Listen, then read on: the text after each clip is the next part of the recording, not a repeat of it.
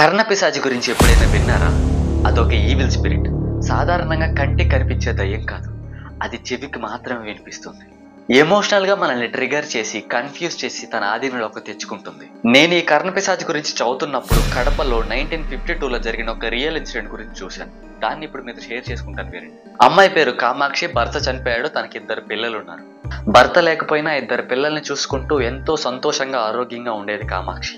All of the sudden తనకి ఏం జరిగిందో తెలియదు కానీ అబ్నార్మల్ గా బిహేవ్ చేయడం మొదలు పెట్టింది కామాక్షి.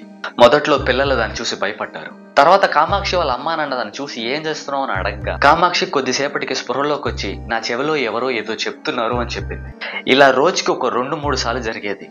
ఆ టైంలో ఉన్న గవర్నమెంట్ ఆసుపత్రులకి కామాక్షి వాళ్ళ అమ్మా నాన్న తనని తీసుకెళ్లారు. డాక్టర్ టెస్ట్ చేసి తనకంతా బాగానే ఉందని చెప్పారు. కానీ కామాక్షి మాత్రం నా చెవిలో ఎవరో మాట్లాడుతున్నారు, నాకు రక్తం కావాలి, మాంసం కావాలని చెప్తున్నారు అని వాళ్ళ అమ్మ నాన్న చెప్తూ ఉండేది.